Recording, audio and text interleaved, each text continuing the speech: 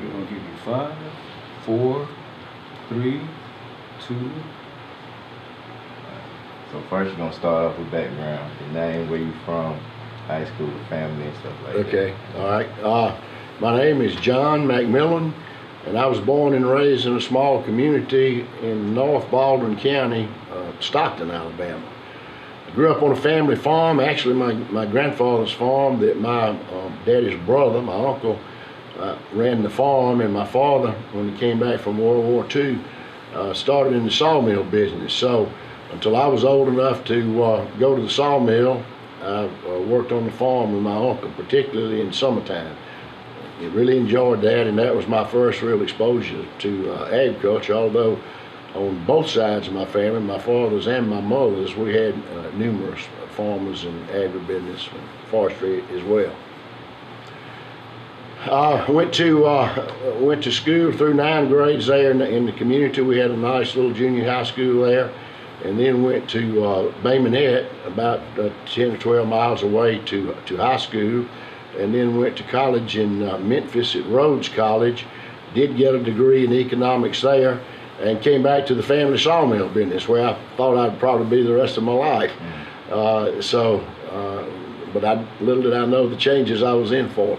I was appointed to the county commission in Baldwin County to a vacancy. Then I was defeated when I ran for election, but 2 years later I was elected to the Alabama State House of Representatives, and that was in '74, and then I was re-elected in '78, and then in 1980 Governor Fob James asked me to serve as Commissioner of Conservation and Natural Resources. So that's basically when I came to Montgomery, and then when Governor James went out of office, I went to work at the Alabama Forestry Association for over 20 years, and then after I retired from there, decided to run for Commissioner of Agriculture and Industry. So I was elected in 2010 and re-elected in 2014, and could only serve 2 4-year terms. So when that was over, I decided to start thinking about what I might want to do next, and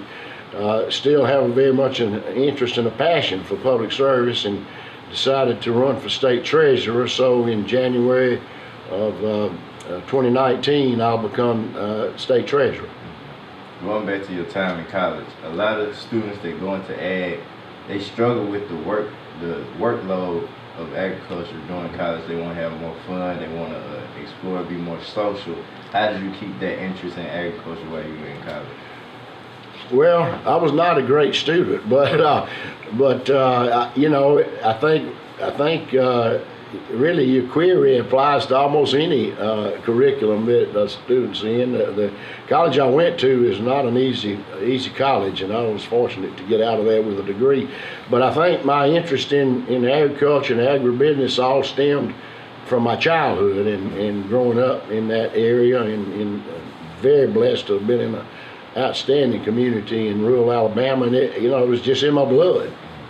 So I don't think it really had that much to do with my particularly my college education, but really at that time thought I would probably be in the sawmill business for a career. So everything we do in life's all about choices, and I was very blessed to have had the opportunity to make some choices, and very blessed to have had the opportunity to get elected to some offices, appointed and elected to some offices that I really have enjoyed being a part of. So in between the time when you were in your youth as a child working with your uncle on the family farms, to now you being the commissioner of ag, moving on to state treasurer, the changes in the ag industry in Alabama, can you detail some of those starting from when you were a youth? Yeah, it's just, it's when I was a youth until now, you're talking about a pretty long time too. But yeah, my uncle had cattle, and consequently most of what he grew was corn or some silage type product, and that was what really I did in the summers, was helping him with that harvest mostly. But just for example, we had the old pit silage.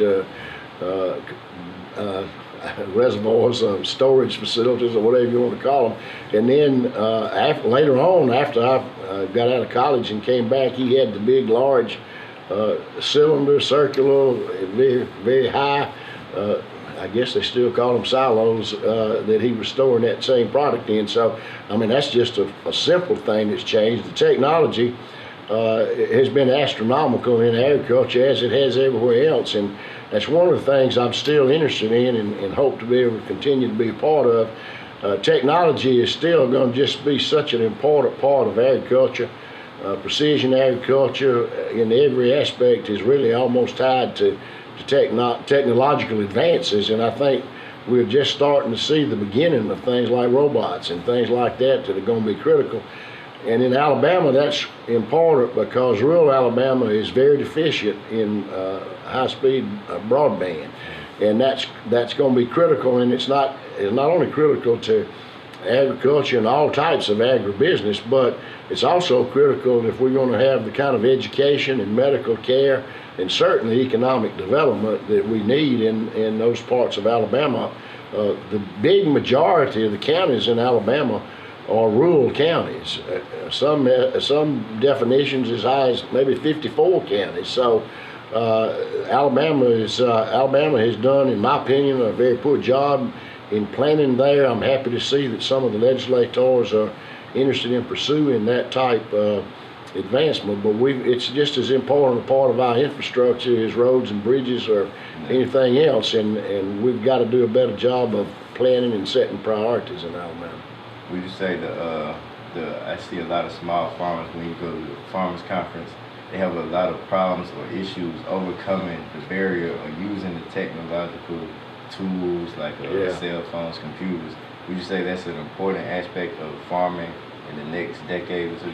Oh, it is, absolutely, and that's where we've got to go. If we've got to double food production globally in the next 20 or 30 years. That's a number, incidentally, that everybody agrees on, which is amazing in itself. But to do that, and at the same time, we've got consumers almost wanting to know the farmer that grew their food or raised their livestock or whatever. So that's got to all be pulled together some way, and technology and communications part of technology is another integral part of it. So we got plenty of challenges, but it's going to be great opportunities, in my opinion, especially for smaller farmers. And I hope that I know the Farm Bill that just passed has provisions for expanding industrial hemp, and I think that's going to be an area where small farmers in Alabama will be able to take advantage of that as another cash crop, at least another option for a cash crop. And we've already passed legislation in Alabama to provide for the research and development of that crop. So that's another area that I think will be fruitful for especially smaller farmers as we move forward. We had talked about industrial hemp before you came.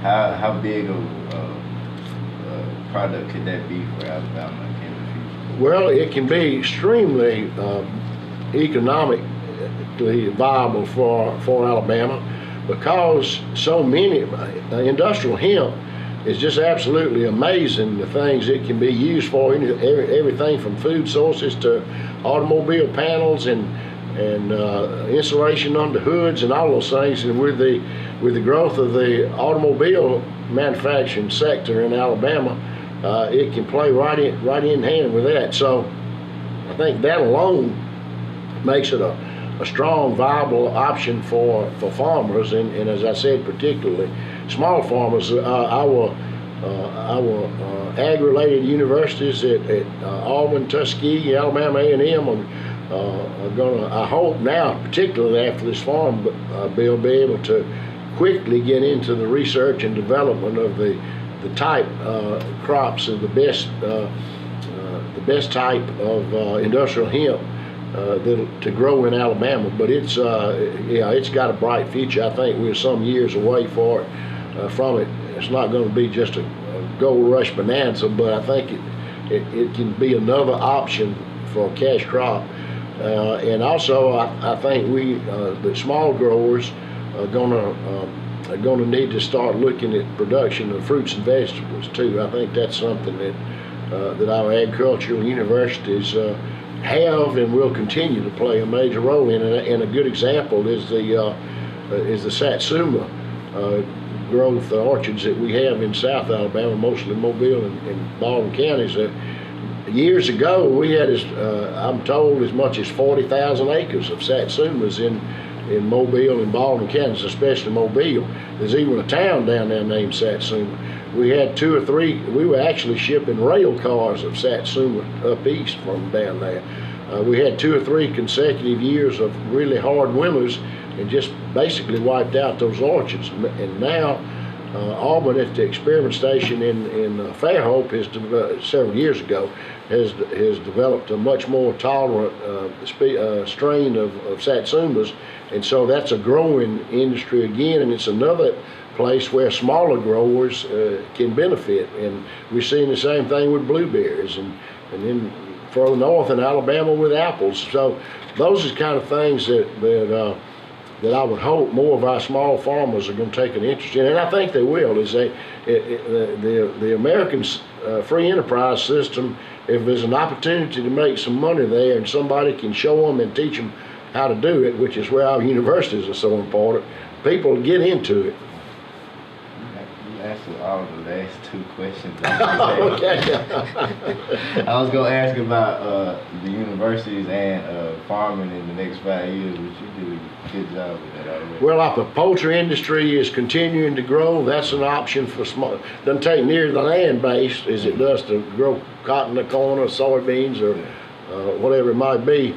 But it's also, depending on the number of poultry houses that a producer has, it's not that labor intensive. And again, that's an area where our agriculture universities have played such a critical role in making it so much less intensive with cooling systems and fan systems and lighting systems. And there's a lot of research that's gone on and is being utilized in the industry now. For example, the intensity or the brightness of the lights in poultry houses determines optimum egg producing potential, is also the breeder flocks. So it's and that gets us right back to technology. So it really is something. You got any questions? Covered everything we talked That about. was pretty good. Okay. Are we poised to help farmers that are branching out into aquaculture too? Here We in are, Alabama? yeah. That's another area that I see as a good growth area. I think probably on the coast, I don't know whether you all are familiar with it, but we've got the oyster farming down there that's a growing sector, and that seems to be working well. We can grow oysters down there in probably a third of the time that they can in the much colder waters up on the East Coast, for example. So that's another area where our research universities have been a big asset. And then, of course, we've got the catfish. And I think we'll see other kinds of fish, tilapia and others, and we may not see the traditional ponds out in the middle of a pasture-looking setting. I think we might see more concentrated in tanks and maybe even indoors in warehouse-type facilities. And I think we're going to see more vertical farming, where, especially with fruits and vegetables in particular, where they can be grown inside of warehouses. We're already seeing it in the more heavily populated urban areas. That's rooftops and that kind of thing. And all of those are areas where smaller producers can be successful, in my opinion, and will be more as time goes on. I see, every time I drive by one of these closed down textile plants in Alabama, somebody ought to be in there with the new lighting systems they've got now and everything, growing racks of lettuce or whatever it might be. We went to Milwaukee and they had that. They took us to Milwaukee to a farm and they had more vertical than spacious stuff going on. And there's some research going on about it. And some of these things tie together. I know, I think Auburn, and I'm not sure what other schools, they've got that deal where they've got the fish tanks and then a greenhouse, and they're filtering out the residue from the fish tanks and using it for fertilizer to grow produce, and that's the kind of thing that smaller folks are gonna have to grow. And there's a great need for it too. No more questions? I think we're good. You good? I think we're good. Okay? I don't want to take too much of your time today. No, listen, you get me started, I don't know where to stop.